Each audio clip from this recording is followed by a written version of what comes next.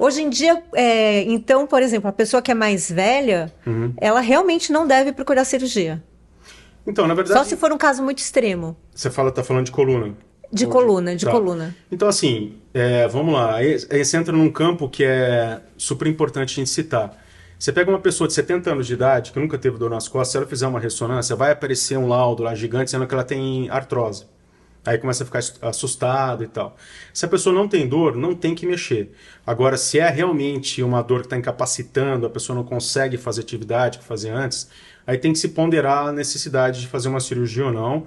Mesmo assim, tem que ser tentado o tratamento conservador por um tempo. Então, hoje em dia, você tem algoritmos para você indicar todo tipo de cirurgia.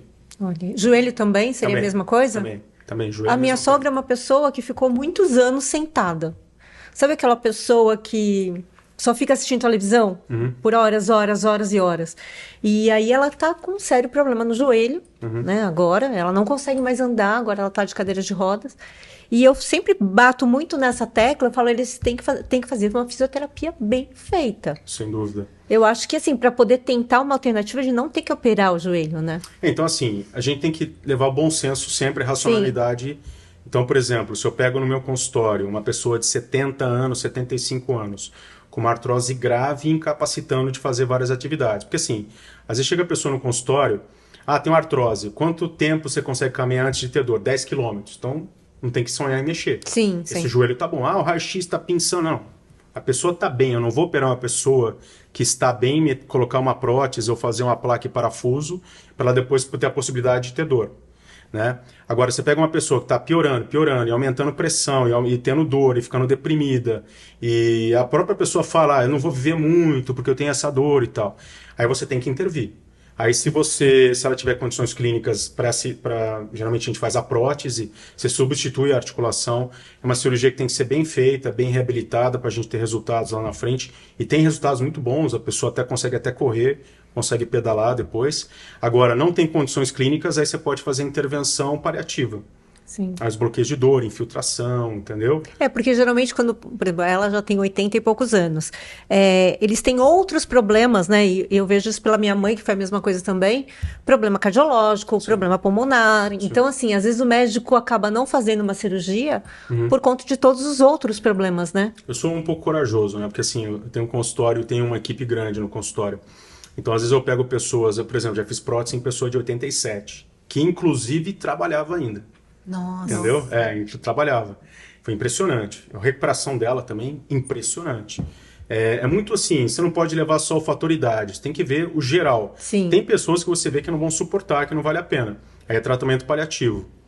Mas quando a pessoa tem capacidade clínica para passar por um procedimento desse, e esse procedimento que antigamente sangrava e doía, hoje em dia mudou muito, acho que vale muito a pena. Eu acho que a gente vem com muitos preconceitos, né? Sim. Preconceitos mesmo, sim, de cirurgia, né? Principalmente, sim, em determinadas áreas do corpo. A cirurgia ortopédica, né, mudou muito. A gente tem entrado agora com a robótica, com cirurgia, o planejamento cirúrgico é diferente, a técnica cirúrgica está mudando, a gente faz algumas coisas, às vezes só por vídeo. 90% do que eu opero é por vídeo, sem incisão. Então você tem uma, sim, recuperação mais rápida, você reconstrói um ligamento, faz uma cirurgia de cartilagem extensa só por vídeo, por exemplo. Então você tem uma recuperação muito rápida em relação a anos atrás. E você estava falando que você não trabalha sozinho, né? Você tem outros profissionais de outras áreas para poder olhar o paciente, sim, num 360, né? Sim, eu tenho clínicos e médicos do esporte para ver a questão clínica orgânica da pessoa, tem nutricionista, tenho fisioterapeutas,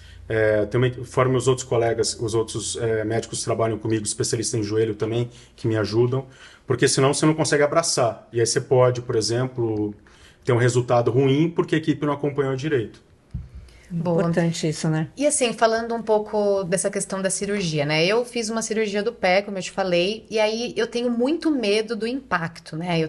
Depois que eu fiz a cirurgia, às vezes eu penso, eu quero correr, vou tentar, mas aí eu prefiro pedalar, porque aí eu fico com um pouco de medo do impacto. É perigoso mesmo, ou eu posso fortalecer de alguma forma para eu me sentir mais segura e sim, poderia correr? Se ficou boa a cirurgia e não ficou nenhuma sequela articular, não tem problema nenhum. Tá? Nenhum, absolutamente.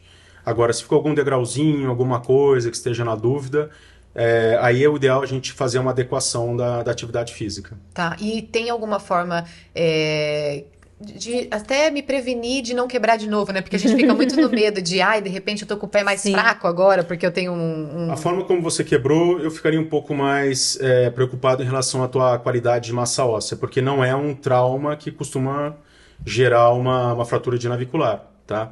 Ainda mais subindo, você falou que estava subindo, né? Geralmente essas lesões aqui. Essas lesões mais graves, elas acontecem na descida, na energia cinética maior. Então eu teria um pouco mais de atenção à sua saúde óssea. Pode ser que você tenha o metabolismo ósseo seu não muito bom, geralmente mulher caucasiana, magra, costuma ter a massa óssea talvez não muito boa para a idade, e talvez você tenha tido uma fratura por insuficiência. Talvez você tenha tido um trauma banal e o osso, a qualidade óssea não muito boa e ter levado a uma fratura. E aí eu poderia fazer tem algum exame que eu possa fazer? Tem vários exames laboratoriais, tem a própria densitometria, e aí, na dúvida, especialidades boas para seguir isso é reumatologia, endócrino também é uma especialidade boa para seguir, caso você tenha saúde óssea ruim. Porque se tiver, hoje em dia, tem muita medicação, até de infusão venosa, que aumenta a tua massa óssea.